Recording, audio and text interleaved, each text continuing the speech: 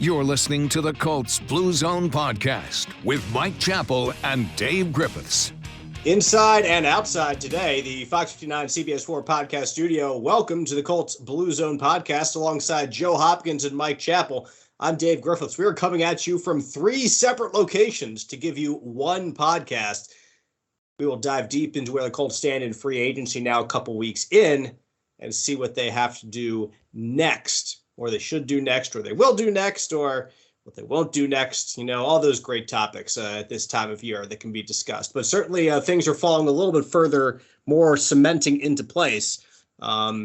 If you had, Chap, I would say if you had thought that this would finally be the year that Chris Ballard was a big spender in free agency, I would have said, I don't know which podcast you're listening to. It's probably not ours, but I don't think there are any big surprises for what the Colts have done so far throughout these first 2 weeks. Correct me if I am wrong or if you have a different opinion, but so far, everything has seemed to have made sense and kind of gone along with what he has done in years past. You can pick and choose whether you would have done the same thing or something slightly different, but I don't think anything has been such a dramatic shift from the paradigm from what we have seen from Chris Ballard. Even though he has told us, he has to learn, he has to improve, he has to grow.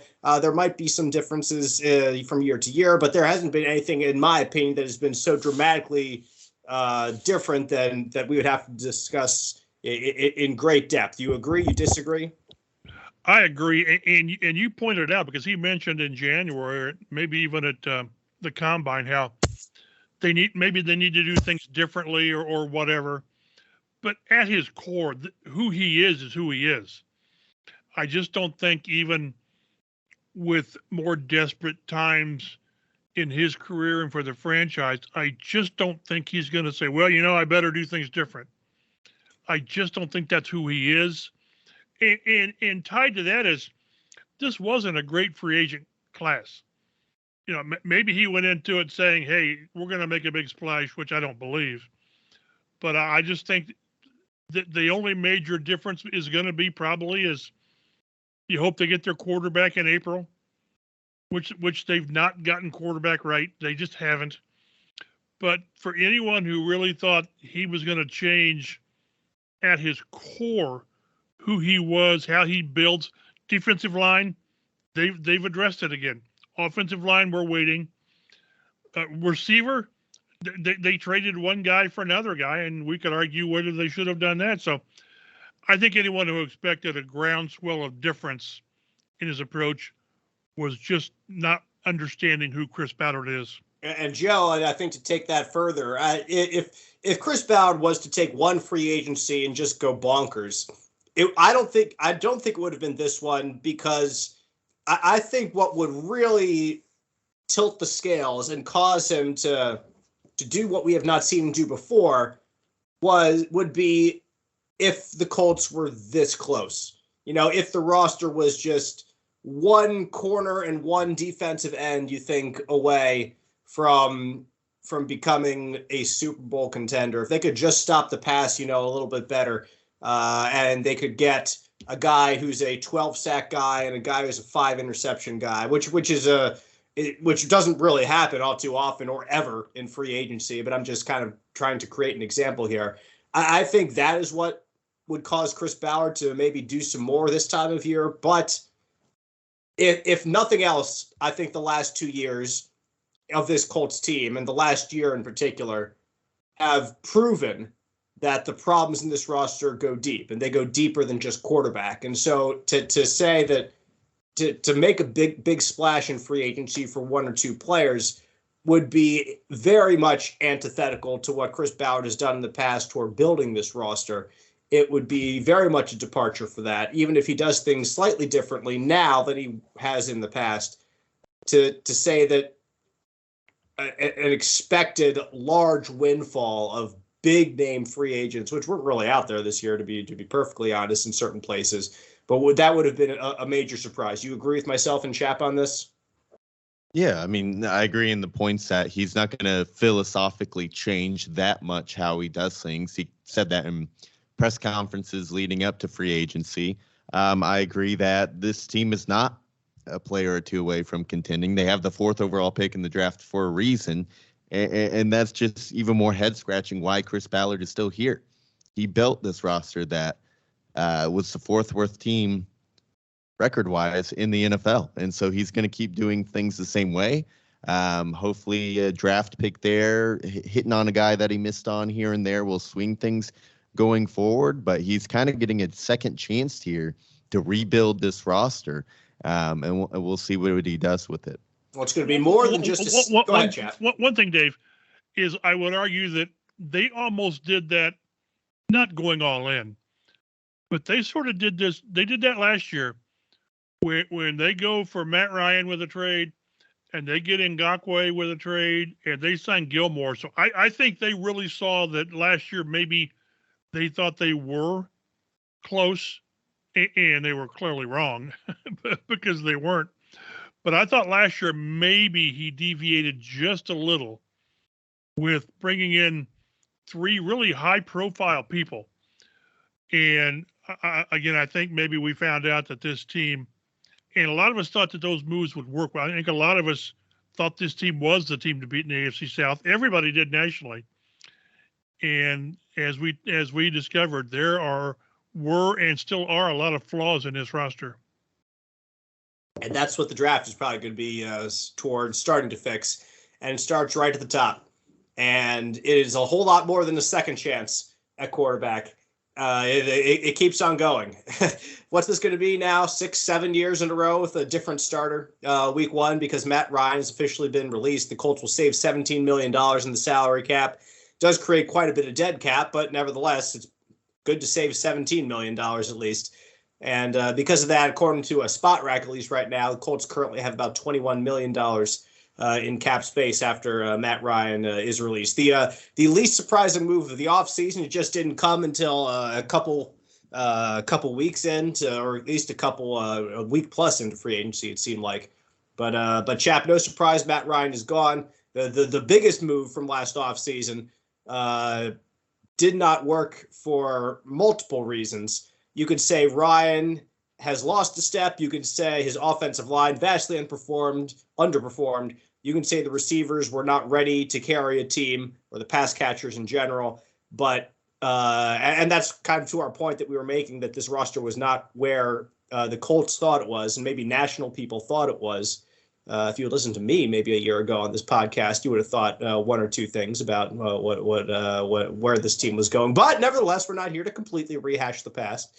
But your guy's isn't he still a free agent? Yeah, he's still a free agent too. But I'm just saying, him whose name we won't mention. Well, he went to a franchise that is even in more of a trash heap than the Indianapolis Colts, a historic underperformer, underachiever, getting in trouble, or very. I think there are other words that I could use toward the Washington Commanders franchise, but so yes, you're not wrong, Chap. You are not wrong. I will not deny you the pleasure of being right at perhaps my expense, but that goes into a whole nother ball of yarn that we don't need to untangle at this point. We're just untangling the Matt Ryan news, and so Matt Ryan gone. He will not be a Colt next year.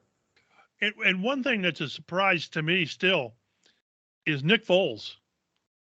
You know, I guess there's no urgency. I guess. I mean, you know, he's on the roster and you don't need the space and all this. I just don't, especially after they get their backup quarterback. I'm not sure what Nick Foles is still doing here. I don't believe there's anything in the contract that prohibits cutting him. It's just kind of strange, and it really doesn't matter.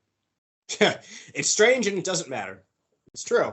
You get those things this time of year again. So exactly. That's not abnormal, but we still don't anticipate him being a Colt next year.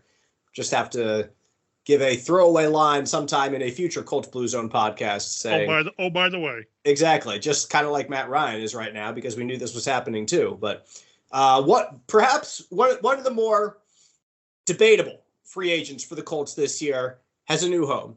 That is wide receiver Paris Campbell. Has signed with the New York Giants. 1 year, $4.7 million contract reportedly. About 2.9 of that is guaranteed.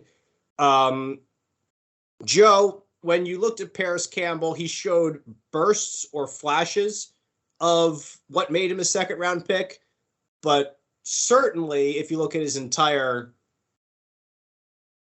body of work, the first thing that comes to mind is injury-riddled.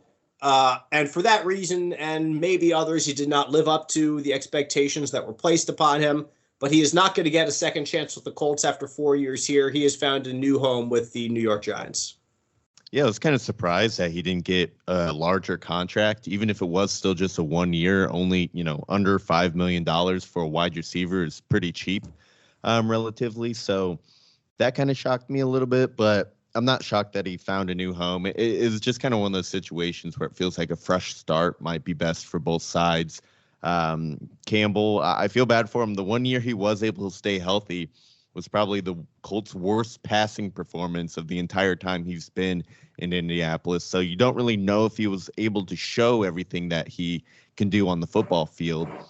Certainly didn't quite show the same kind of game-changing speed he did in his first year or second year in the brief glimpses we got to see of that. But was a productive player nonetheless. I mean, 600 plus yards, and as bad as a passing offense as the Colts had is nothing to scoff at. So good for Campbell. Hopefully gets a new chance in an offense that's kind of desperate for wide receivers right now. I think Paris Campbell, he has a chance to be the wide receiver 1 in New York as things currently stand.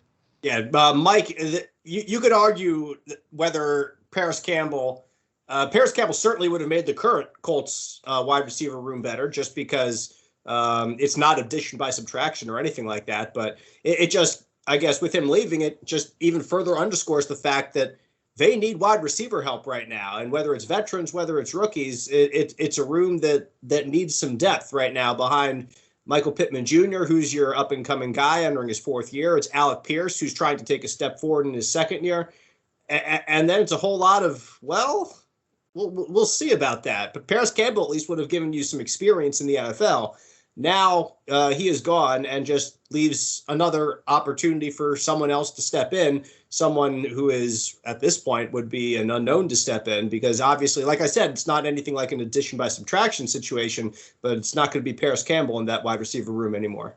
Well, and Joe's got it on our outline here, but it's, they signed Isaiah McKenzie, who has been, he's played like 7 years and he's only 27. So he's going to be the third guy. He just will be probably a slot guy that, he's 5'8". He's like, he looks up at T.Y. Hilton, for crying out loud. So that's a good step. Without knowing the contract that McKenzie got, I'm guessing it's $2-3 million. It can't be a big contract. I might have kept Paris Campbell, but you really don't know that because we know how Chris Ballard feels about Paris Campbell, loves the guy. Well, what if when they sit in the room and Shane Steichen says, not crazy about it. I'd rather have something, a more prototypical slot guy, quicker.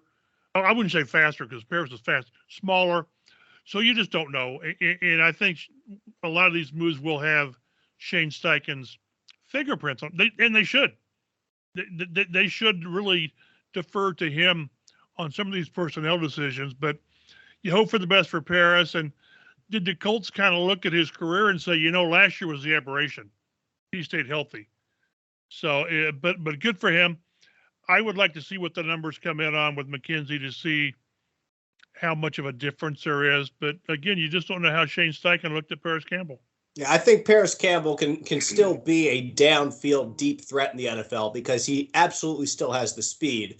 What perhaps he lost with all his lower body problems in the first couple years of his career would be the shiftiness, would be the quickness, which is what, as you say, Chap, some coaches or some coordinators would ideally want in your slot receiver. And that's really more along the lines of what Isaiah McKenzie is. He is quick. He is speedy to some extent, but it's the quickness, it's the sharp cuts, it's the getting the ball, being able to attack certain points of the field in certain points close to the line of scrimmage, really, and do small amounts of damage here and there, and then be able to break one perhaps. But 42 catches for 423 yards for Isaiah McKenzie last year, 5 total touchdowns, all of them career highs. Very similar numbers to Paris Campbell when you look at like. Wouldn't you take that next year? Yeah, I'd take that next year. When you look at like catches and yards per catch, he just has more touchdowns because, the Bills actually had a good offense last year, unlike another team that we talk about plenty on this podcast. So,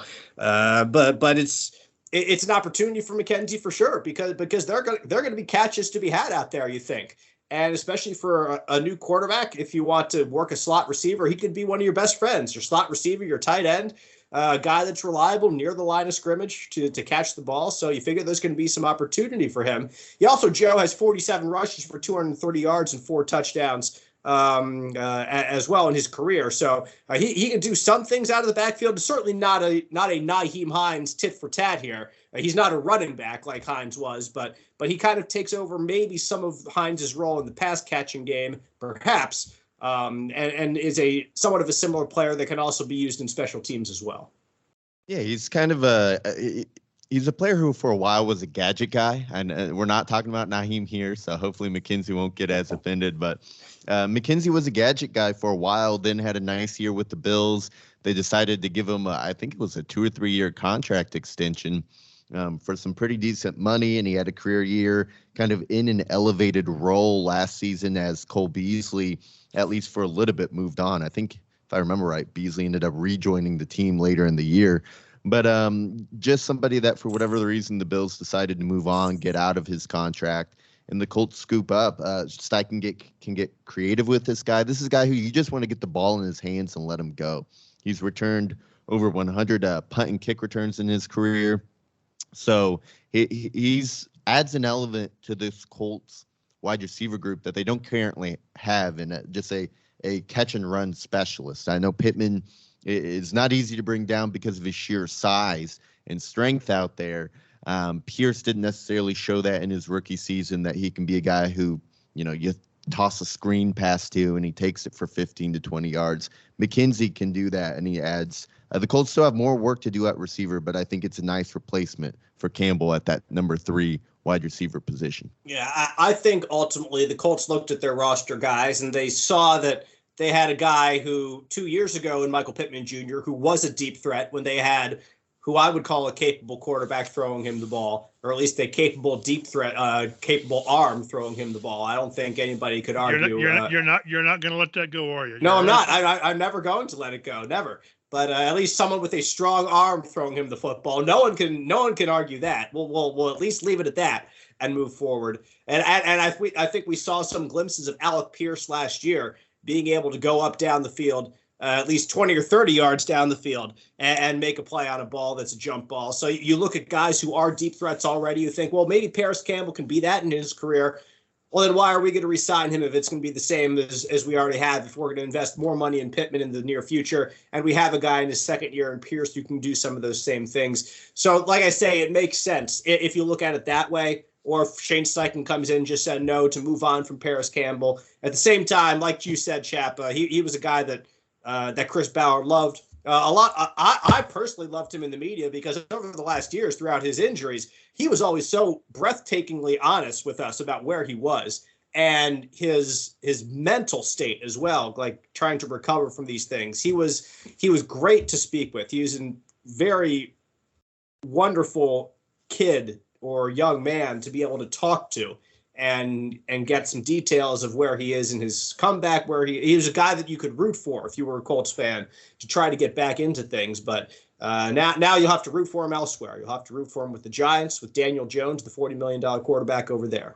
So, one thing that it's obviously Shane Steichen's an offensive guy, offensive background, and how do you come in here stone cold with a blank slate and evaluate your skill players from that offense last year? How do you say, well, this is what Michael Pittman is based on last year?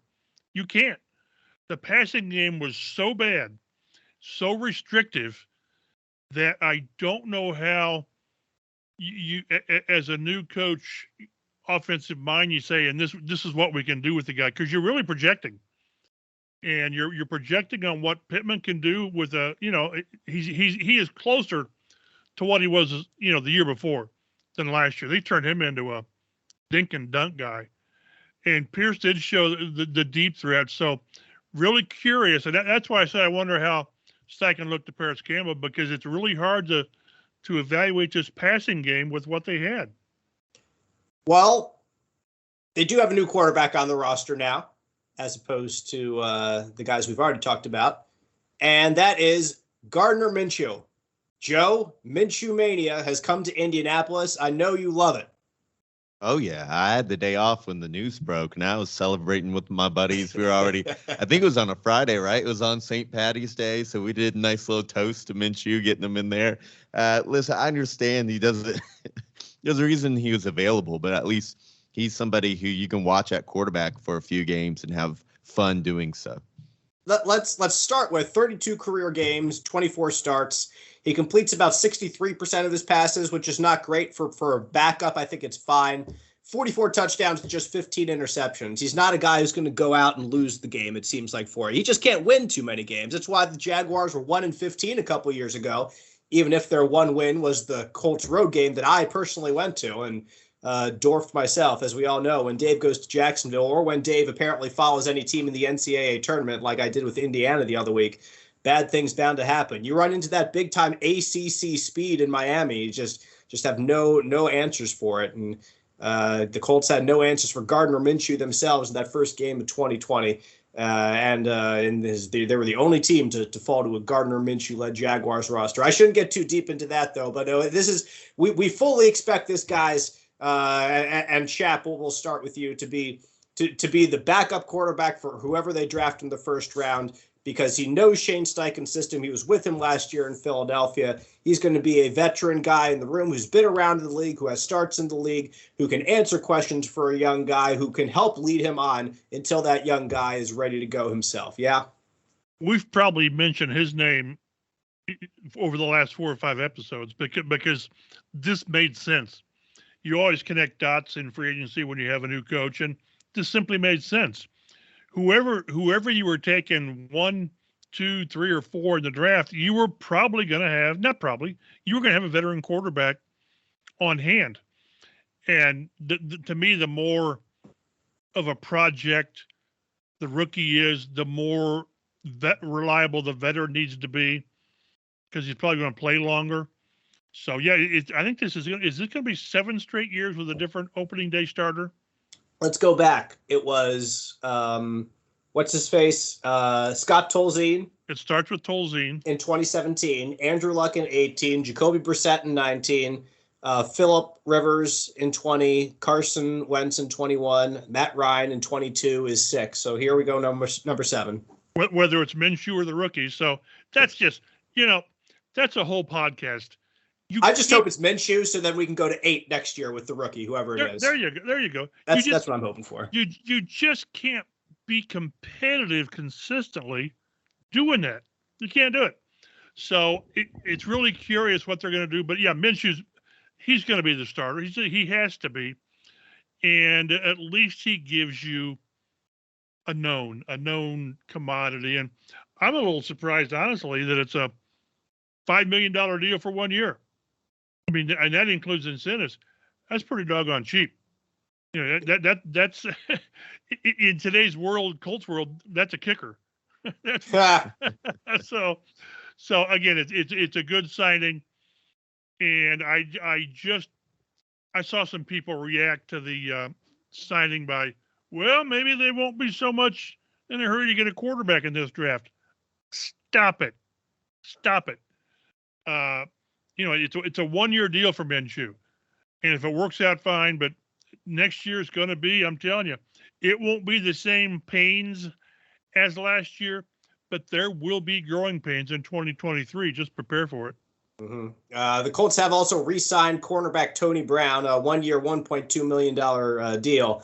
Only had 9 snaps total last year on defense, more of a special teams player, but just. Right now, Joe, if by the process of elimination, Tony Brown might be one of your starting cornerbacks, because they don't have like anyone on the roster. That has quickly become a must-address position, either in the rest of free agency or in the draft. We'll get it into a little bit, but I can't mention Tony Brown signing without also mentioning where the Colts are right now at cornerback, and it's not very good. Yeah, and if I had to guess, this is just going to be an area. Obviously, I think they're going to address it in some means, but I think this is going to be an area that's just going to be a big weakness next year. I don't see them spending a lot of money on a cornerback in free agency. I mean, most of the good ones are already signed by now anyway.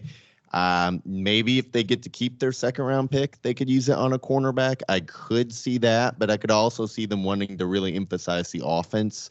So I'm not sure how much resources they're going to be willing to allocate to corner this year. So they might just wait till those, veterans deals asking prices get a little cheaper, and then just sign a couple guys to be out there. Yeah, because right now, Chap, I mean, you could have Isaiah Rodgers, who a lot of us were wondering last year why he wasn't getting more playing time, because, I mean, you'd love to see Isaiah Rodgers more on the field, but I don't know if you want him to be your number one cornerback right now. It's a whole lot like making Matt Pryor your number one left tackle and not having a backup plan. We all saw how that happened a year ago. A guy you thought was young and had potential. Turns out in a different role, it was potential completely unrealized. But you have him, you have Dallas Flowers, who saw a little bit more playing time near the end of last year. He's the prototypical size and makeup of a corner that Chris Ballard likes. He's a big guy. He's physical. He's really fast. He proved that last year being the kick returner near the end of the year. And then, of course, you have Kenny Moore, who's still in the slot, who's not as good of a fit in what's his name, in Gus Bradley's system as he was certainly in Matt Eberflus's system. Is not quite as dynamic, I guess, and so that's who your quarterbacks are right now with who is on your team. So that's like Joe said, probably something that's going to be addressed. And one thing, it just kind of goes back to the building of the roster and who Chris Ballard is at his core. And I think to me, what really bears out why it's not worked to this point, if you look at the top 8 salary cap figures, there's no dynamic offensive playmakers. You go down to like number 9 at Jonathan Taylor on a rookie deal. The top of your primary cap hit needs to be a quarterback. It just does, unless you get him on the rookie deal and all that, and then get a receiver up there. So, we're talking Shaq Leonard and DeForest Buckner and Braden Smith and Ryan Kelly and Quentin Nelson and Grover Stewart are your huge chunk cap guys, and that's why they've got to get this thing fixed to where, yes, in a lot of these signings, the Tony Browns and Ashton Doolins and these guys, Ballard is really, really good at and conscious of making this roster strong almost from the bottom up. They always want that depth, special teams and all that, but doggone, you got to have 5 or 6 guys that almost shock you. The really, really good teams have that. These guys have to get back to where that's what they have on their roster, and they don't have that yet. Last week when I was on the road following IU basketball, you discussed plenty of additions, subtractions as well, including signing Matt Gay as a kicker, which to me, that was a surprise to me, because all of us were saying Chase McLaughlin had a great year last year. Like, I don't know why this was a priority. Like, not that Matt Gay is a bad kicker. He's a very good kicker. That's why he's getting a multi-million-dollar deal. But holy heck, man, you had a guy here in-house that was pretty darn good himself.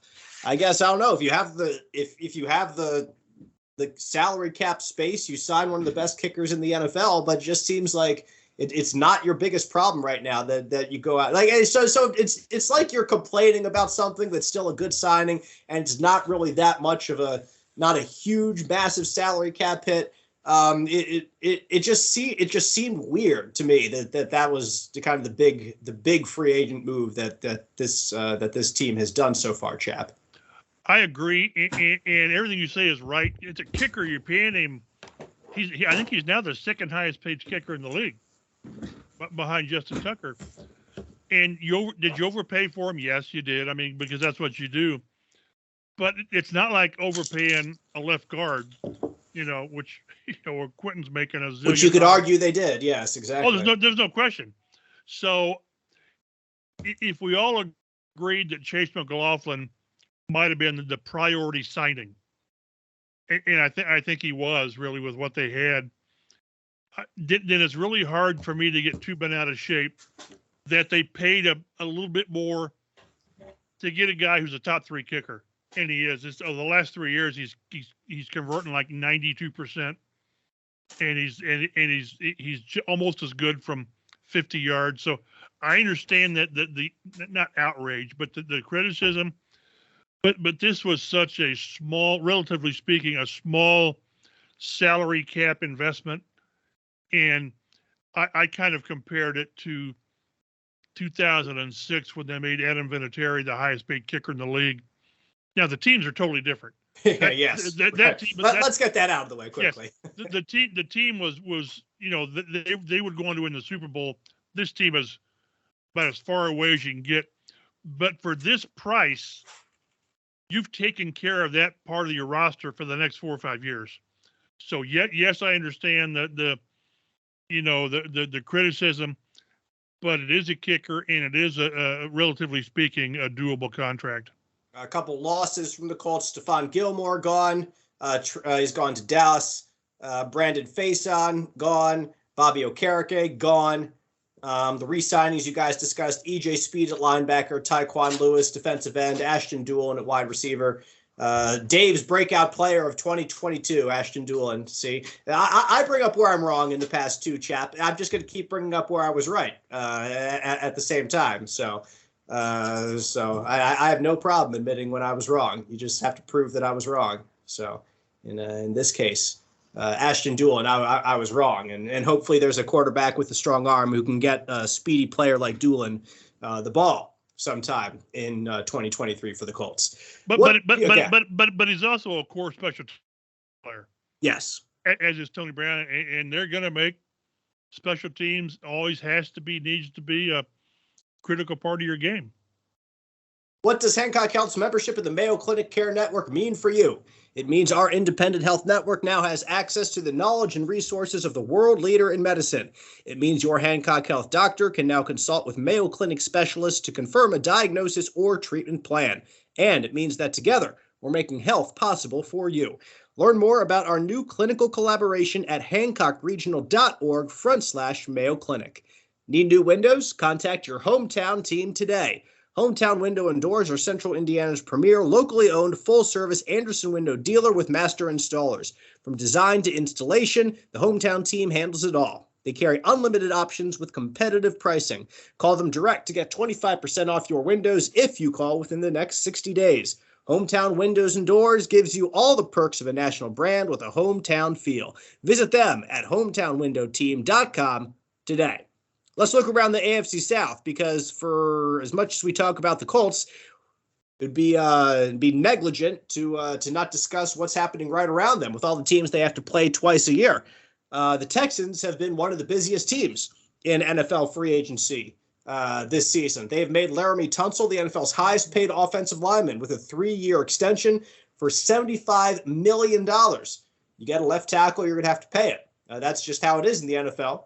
And for the guys that are at the top of the list, guys like a Tunsil or Trent Williams or some of the other guys across the league, the Staley, the guy from Baltimore, when they re-sign, you're going to pay them top dollar. That's just what it is. So 3 years, $75 million. Tunsil stays in Houston to stay with the Texans. They've traded Brandon Cooks to Dallas for a pair of lower draft picks. They've traded for Tampa Bay guard Shaq Mason as well. And the signings they made, quite a few on offense to shore up that side of the ball and get their future first-round rookie quarterback some veterans to get the ball to, like tight end Dalton Schultz from Dallas, running back Devin Singletary from Buffalo, running back Mike Boone from Denver, wide receiver Robert Woods from Tennessee, Dallas wide receiver Noah Brown, and also signing a backup quarterback, Case Keenum, to be the guy that shepherds in whichever young quarterback is going to be in their locker room. Chap, you looked at the Texans last year, and there was certainly a case of a very bare room for weapons. You look at the Colts and you say, well, their weapons are bare. You look at the Texans last year, and it was that and perhaps something more. Even if they were able to beat the Colts that last week of the season, to give them the second pick in the draft and allow Carolina the future chance to trade up. to the number 1 pick and all that. That's we don't need to discuss the entire web that has been woven in the NFL, but from that last week of the NFL season. But the Texans have made some moves to try to shore up the offense to give their rookie not the bare bones that they had last year. And that's what you have to do. And that's what the Colts need to do. They're not finished yet. Don't invest your franchise's future in the number 2 pick or with the Colts the number 3 or 4 pick, and then say, here you go. This is you're on your own. That's just, Houston did that back in 2002 with David Carr, and they beat the football out of him. You just can't do that. One thing that's often happened is sometimes the really, really busy teams in free agency are the really, really bad teams because their roster is not very good. I think a couple of years ago, was it last year, 2 years ago, Houston signed 20 free agents. I mean, yep. But they were guys. They were just guys.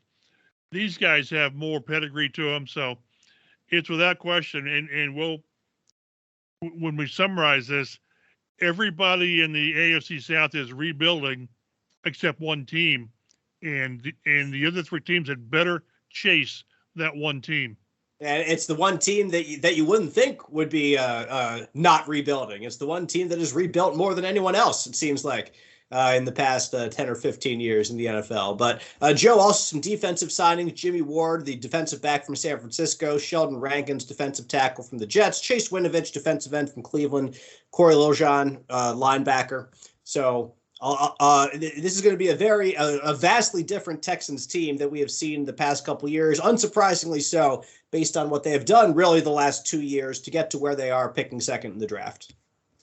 Yeah, and Ian Rappaport also is reporting that they're signing Denzel Perriman, Pro Bowl linebacker from the Raiders. So that'll get D'Amico Ryans a talented linebacker to use in his new defense there. A lot of these are just 1 or 2 year deals. So I think, like you guys already said, they're just trying to lift up the roster a little bit so the rookie quarterback doesn't have to come in and, try and win the game by himself almost. Getting some nice pieces for the new defensive coach as well. But Texans might not quite be the pushover that they've been the last couple of years. Yeah, I think Chap hit the nail on the head that bad teams just need to be more active in free agency. And like the Colts are a different form of bad last year than the Texans were. Like the Colts still have, you look on offense and you have some young pieces that you like. The Texans, they didn't have anybody you like. The Colts have kind of brought back the special teams core, the good, they have good, how do I put this accurately and not mean? Mid-level. Yeah, exactly.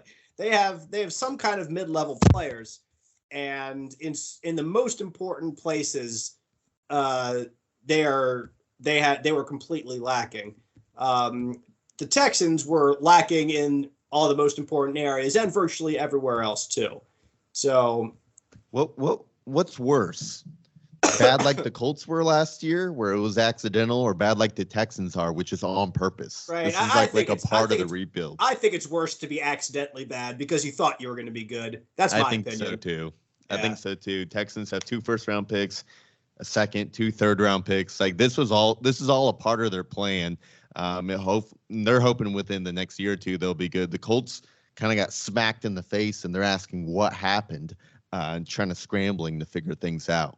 Yeah, I still, I sit back here, Chap, and I touched on this a few seconds ago, but I just think it is absolutely hilarious that the Indianapolis Colts lost Week 18 last year to the Houston Texans, which dropped them to second in the draft order, which allowed the Colts' old coach Frank Reich, his new team, to trade up to the number 1 pick with Chicago Bears, which would never have happened if it was the Houston Texans up there, and get his choice at quarterback for the next 10 years, maybe, of his career. It's always a tangled web that is woven in the NFL, but that just made me sit back and be like, dude, this is crazy that all this has transpired in such a way that has been very relevant to us here, delivering an Indianapolis Colts podcast on a weekly basis.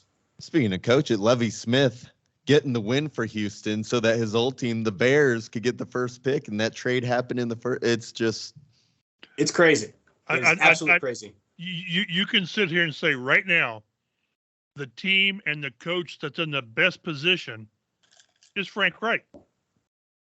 The Colts dump him, fire him, and he latches onto there, and he's in Carolina. And I'm telling you, they've been as active as anybody in the offseason, bringing in some good players, getting that first pick. Now, it's funny. I always say that this time of year, don't believe much of what you hear. I think it was the owner, Tepper. Is it David Tepper of Carolina? Or he said, yeah, we're at number one. We've got multiple options or multiple targets, whatever. They didn't move up to one with well, there's two or three guys. No, you move up to one because there is a guy that you want. And whether that's Stroud, which I think it probably is, or Bryce Young. Somebody had projected Anthony Richardson the number one. Yeah, you're gonna do all that and bet on a boom or bust guy. So I like what Frank's done. I've texted him a few times and attaboys and all that. So I hope he lands on his feet, which he has and he will. So good for Frank. And it kind of, we don't need to go too much into this, but it also underscores what we were saying, that if the Colts really had one guy or two guys, they needed to get up to number one that they thought were the guys, because somebody else would. And now you got two guys who want a quarterback and two teams that want a quarterback in front of you, and another team that could trade out of number three. And so the Colts could go and have themselves the fourth pick at quarterback. Not to say it's their fourth pick. Maybe their pick would be who they end up with anyway. I don't know that, and you don't know that. No one knows that. So you just say right now the Colts are going to get at least the third quarterback taken, you would think right now, because you got to think there's going to be two in front of them, if not the fourth, if somebody else makes a move there with Arizona. I mean, Chap, I know that Chris Ballard came on and spoke at the Combine saying, I don't know if you have to move up to number one. Like, I don't know. He's saying, I don't know if that's really what it's like. But what has happened underscores why you have to move up to number one if there's a guy that you want, because right now, if there was one guy, you would figure he's gone at number four where the Colts are going to pick. And looking at what Carolina gave up, you flip ones and giving up another one, and is it 2-2s? Yeah. Yes. Plus DJ Moore. That's from coming up to 9. What would the Colts? Now the Colts wouldn't have given up that much, but the fact that Carolina did, what would the Colts have had to give up to say, nah, we don't want Carolina's pick? That's why I don't know. First, I don't know that Ballard would have given up that much. It would have taken Michael Pittman, and I guess if you're just sold as a franchise that C.J. Stroud or Bryce Young is the guy, then you do it, and you deal with the fallout. But I would pay to sit quietly in the back of the room while they have gone through this quarterback class, just to know how they value it. Do they say, two of these guys are really good, one of these guys is really good, or all four of these guys are, they're all right, but I don't see certainly not a Joe Burrow or Andrew Luck or that. But if they stay at 4, doesn't that tell you that they just weren't totally enamored with the guy? Because if you liked 3 of these guys, you got to move to 3. You've got to trade to 3 so that at least you're not left holding the last guy. Although, like you said, Dave, you don't know how they have him ranked. So it's going to be very, very curious. I would really like to know, and I don't know if Chris will ever tell us, is how have they ranked these quarterbacks? And maybe their actions will tell us, but I'd love to know how he ranks these guys. I really would. Well, we certainly rabbit trailed away from talking about the AFC South, and I really have no one but myself to blame because I'm the one who kind of led us down these paths here. But let's get back to it, because the Titans are also rebuilding. They have released a slew of guys who are franchise cornerstones for them over the past couple years. On the offensive line, Taylor Lewan, Ben Jones, also edge rusher Bud Dupree, kicker Randy Bullock, linebacker Zach Cunningham, wide receiver Robert Woods. All of them very, very, most of them very important players. Very productive players for them over the past couple of years. Also lost a couple players in free agency, including right guard Nate Davis, edge rusher DeMarcus Walker, linebacker David Long. They have signed a couple players, a few defensive players for for why am I completely blanking on their head coach's name? Vrabel's, thank you, Mike Vrabel, obviously, for Mike Vrabel to work with. But Chap, this is going to be a much different looking team, obviously, under a new GM there, who has very much made his presence felt as they have a good rebuild going there in Tennessee. Yeah, and again, what do they do at quarterback? I mean, I think Ryan Tannehill, isn't he his last year, I think? I believe so, yeah. And where are they going? Again, until you get the quarterback fixed, you're just flailing away. And what if the Titans trade up to number 3 somehow, and they jump the Colts and they take either Will Levis or they take Anthony Richardson, they sit him behind. There would be explosions in Indianapolis if that was the case. And again, don't you just have to approach the draft? Here we go down the rabbit hole again. Don't you have to, if you're the Colts, don't you have to take the approach that, okay, Arizona doesn't want a guy, but somebody's going to go to 3. Yeah. And if it's not you, somebody will. And again, if the Colts allow that to happen, it tells me that they just weren't, we'll take whoever's there. Yep. But every team, it's incredible to me that there is a strong scenario that quarterbacks go 1, 2, 3, 4, which I don't believe has ever happened. It's been to top 3 several times. And that just shows you how desperation drives the draft when it's about the quarterback. Anything you wanted to add about the Titans, Joe? No, it just looks like new GM. It looks like they're rebuilding. They totally could trade up for that number 3 spot. I'm sure it would take a lot to do so. Another possibility is they took Malik Willis in the 3rd round last year, a guy with a lot of tools to work with, and maybe they just let him sit for another year behind Tannehill until he's ready, and then the new GM can evaluate at that point, is this a guy who year 3 we feel comfortable starting, or now is it the year that we want to go draft our quarterback of the future? So I think at least quarterback-wise, the Titans are in a decent spot where they have several options on their plate.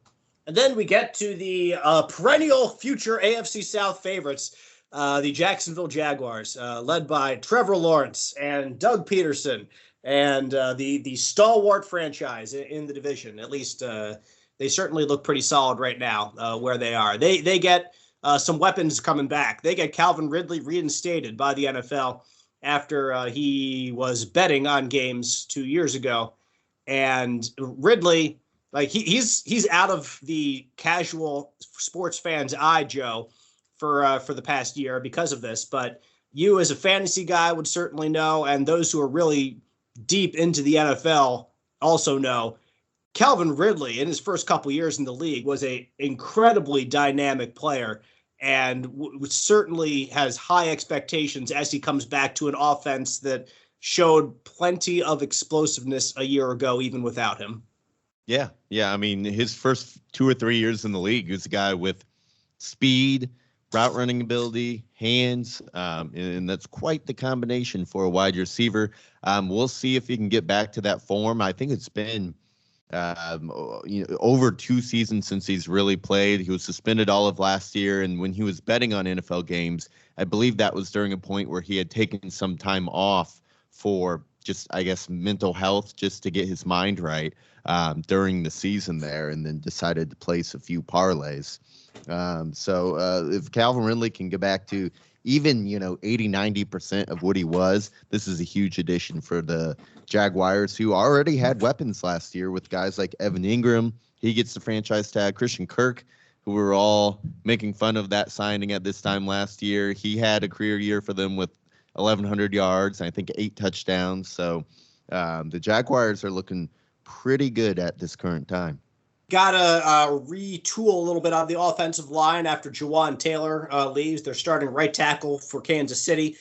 He's a pretty darn good player, and that's why the Chiefs went out and got him. Edge rusher Arden Key had a kind of on-again, off-again player there. He signed with the Tennessee Titans. Tight end Chris Manhertz is signed with Denver. And they have released cornerback Shaq Griffin as well. So certainly some work to do. That's what the draft is for. You don't have like 10 guys leaving you. You have just a couple guys, and you try to fill those with guys that you really like, who are young, who are cheap. and move on. Like develop the places that are really good, like your offense right now by adding Ridley there, by bringing back Ingram. Chap, we've made jokes about the Jaguars in the past, but there are an intriguing place to be right now if you're a free agent or if you're a rookie coming into the NFL. And I think it starts because you have a Super Bowl winning head coach and a young quarterback that has a lot of people believing in him. Well, they've earned the ridicule through the years. Oh yeah. I mean, they've been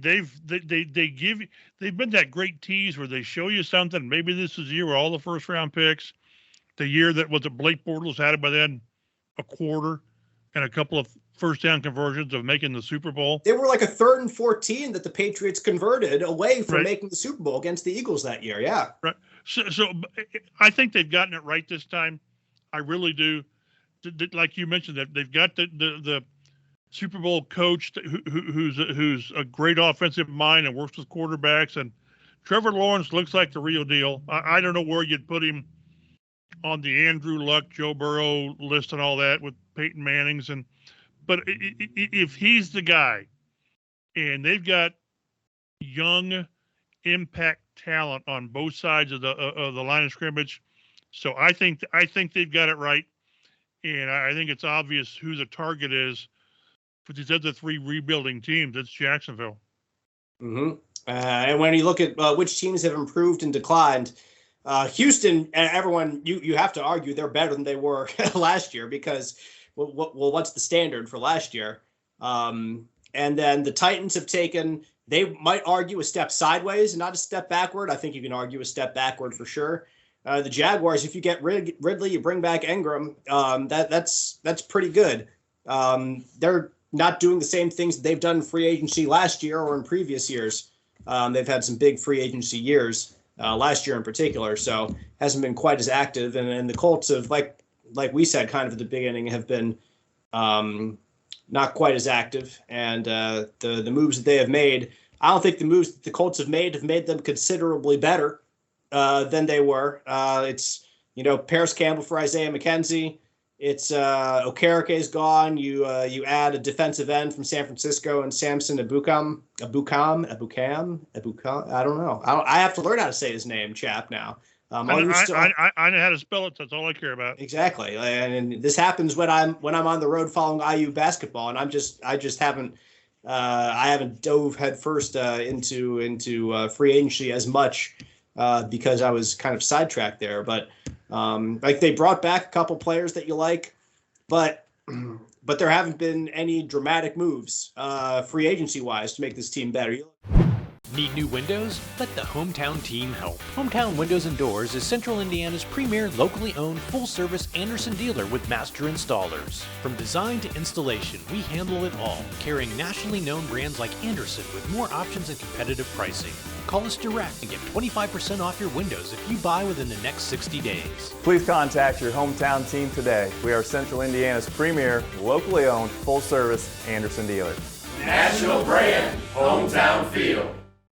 The story of Hancock Health is all about you and everything you need to live your healthiest life. Like Hancock Regional, one of the nation's safest hospitals, and an independent health network with over 70 doctors at more than 30 locations around East Central Indiana. We're growing and evolving to help further your story. And we're just getting started. See all the ways Hancock Health and you can work together to make health possible at hancockhealth.org. What's made this team better is getting a head coach right now. It's the biggest move, obviously, that has had the biggest impact on what the Colts will be next year for sure. And if you look at their needs, there's a lot of them right now, kind of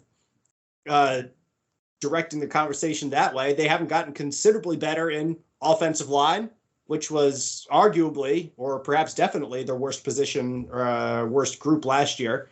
As you have said, Chap, based on sack numbers and franchise history with those things, it was historically bad. Defensive line could use some help. Cornerback, they had both starting cornerbacks leave, as I mentioned earlier. Perhaps the best cornerback on the market right now is Rock Ya-Sin, which is another hilarious turn of events. Wide receiver, you're nothing if not about the same place you were last year. So there's all these areas that the Colts can improve, but But I guess like right now in free agency, all the best players, like Joe said earlier, are kind of taken right now. You're waiting for some veterans asking prices perhaps to go down that you sign in June, maybe. That Chris Ballard has found a couple good players like that in the past, so I certainly won't put him past him to find another one or two in that market this year. But there's still a slew of areas and important positions that we saw last year were not up to par, Chap, in the NFL that are still have not really been addressed at this point in free agency 2 weeks in. Yeah, you need a starting cornerback. Let's just put quarterback aside.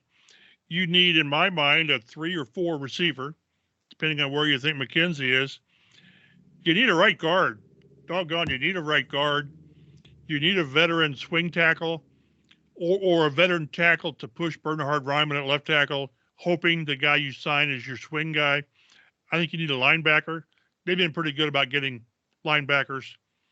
Okereke is going to be a loss. He was a really, really good player, but you couldn't afford him. You just couldn't. And I'm telling you, they've got to have Shaq Leonard come back.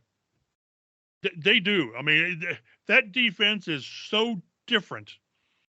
And when we talked to Chris Ballard at the Combine, he just said, yeah, he's making progress. Well, doggone it. He should, by now,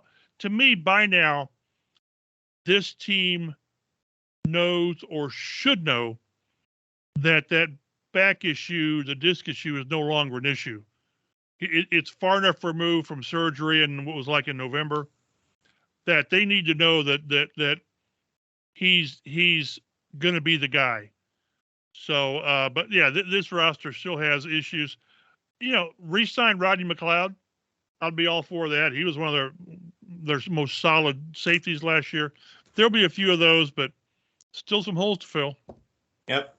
Yeah. Are you go ahead, guys a Joe. little surprised that the Colts haven't done more on the offensive line yet? I mean, that was arguably their biggest issue last year, maybe tied with quarterback.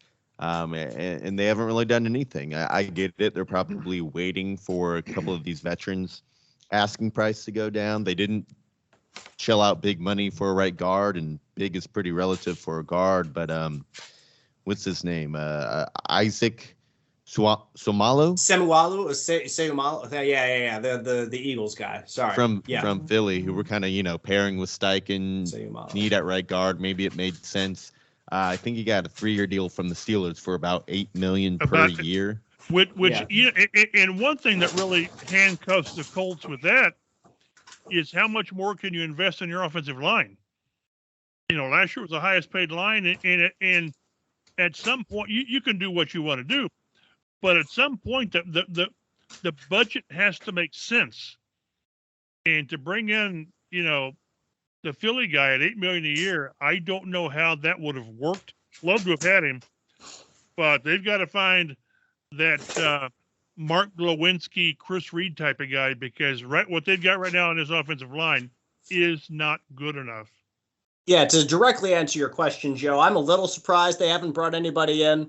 But if they are looking to fill that later in free agency, like, I get what Chris Ballard's doing, but at the same time, it's like, well, what you've done on the offensive line certainly didn't work last year. So if I understand what you're doing based on what you've done in the past, well, what you did in the past was clearly not the best thing. So that's kind of where I am right now. I would have liked to see more with that position, I think, at this point in free agency, but I'm not overly surprised that nothing has happened, if that makes sense. Yeah, no, I agree with you. I could see maybe them bringing in another veteran wide receiver, maybe to compete with McKenzie for that 3 spot. A guy like Marvin Jones maybe makes sense. Obviously, he's not necessarily a slot type of receiver, but just to get a veteran presence in that locker room, a guy who can, maybe you put Pittman in the slot for sometimes, and then you got Jones and Pierce on the outside. I certainly don't think they're going to go after an Odell, and I'm sure Odell wants to go play for a contender at this point in his career. Maybe they bring back Rockison, but my understanding was part of the reason they moved on for him was his perceived fit in Gus Bradley's defense. They traded him away to bring in Yannick, who him and Bradley have always put up good numbers together, but maybe I could be wrong on that, and Rockison would be just fine with Gus Bradley. I'm not sure. But just looking at it here, I mean, maybe an offensive lineman or two, maybe a veteran wide receiver. But really, I think they've addressed the defensive end need to get that third kind of pass rushing defensive end in there. And then they're just going to wait until the draft. And the closer we get, the more I start to think it's possible Chris Ballard just sticks at 4. Yep. I wouldn't be surprised again if that happens. And the problem with asking a veteran wide receiver right now to come to the Colts is you're asking him to come to a team that was bad last year. So there's no discount for a guy who's trying to chase a ring like an Odell Beckham Jr. Like if you want a veteran wide receiver to come to you right now, you're going to have to overpay him. That's just what you're going to have to do. And that is not, we've talked about this before this podcast, as much as Chris Ballard says he has to learn, he has to grow. Overpaying guys like that in this situation, that's not the growth he's really talking about. So, so this group of wide receivers, you look who's there, and I mean, there are guys, like I said, you'd have to overpay for a Marvin Jones to bring him here, or else he'll go somewhere where he, like Kansas City, where he could go for a ring and he's the third or fourth option. You know what I'm saying? Or go to the Bengals and be the third or fourth option to there. It's like, what would you rather do? Would you rather play for a bit less money and go for a ring, or wait for a team to overspend for you? And that's just not what Chris Ballard has done so often. So that's where the Colts are right now at that position. No, I agree. And we'll see. I mean, there's only so many contenders willing to bring in aging veteran wide receivers as well. So I think there might be a point somewhere along the offseason where he can bring in a guy for a decent contract. But as things stand, I mean, they could always free up more money, cut Kenny Moore. That's one where maybe they're waiting to see if they can get a late round draft pick back for him before just flat out cutting him. I'm sure they could restructure some contracts, but with so much money tied up in an injured linebacker, a left guard, and a right tackle, they don't have a ton to spend elsewhere. Yep. So not a whole lot of drama so far in free agency. We anticipate the drama to come on draft night for the Colts, if not before, if they're trying to trade up at all and secure their spot at number 3. So glad that all you have stuck along with us these past couple weeks throughout free agency. You can follow us on Twitter at Colts Blue Zone. Follow for updated Colts news and notes throughout the week. And we'll discuss a little bit of the AFC South, of course, during there as well, to kind of keep you up to date about what's going on here in the league. But we'll discuss more along the lines, Joe, of these next couple weeks of the draft. We'll turn our focus there. We'll talk about certain Colts needs, position needs. We're gonna leave quarterback dangling there for you. We want to wait until as close to the draft as possible to dive as deep into the quarterbacks as possible. But as we've said on this podcast, I mean, there are other positions that are big needs, and quarterback might be, cornerback could be one of the biggest ones just because both stars from last year are gone. We'll discuss offensive line as well, defensive line. There's so much to get to over the coming weeks before the draft comes, because there are a lot of different needs the Colts have. Joe, looking forward to these next couple weeks. I'm sure that you have some good things planned. Oh, yeah, and quarterback's going to come up along the way. It just has to, as we discuss potential trade scenarios. You know, if we're talking second-round pick here, will they have the second-round pick? Will they not? It's going to keep popping up, but we're going to save our draft or quarterback focus episode for a little later in April. Mm-hmm. So that's it. The Colts Blue Zone podcast. We appreciate you all joining us. All of us, like I said, 3 separate locations coming to bring you one podcast. And thanks for listening. For Joe Hopkins and Mike Chappell, I'm Dave Griffiths. Take care. We'll see you next week.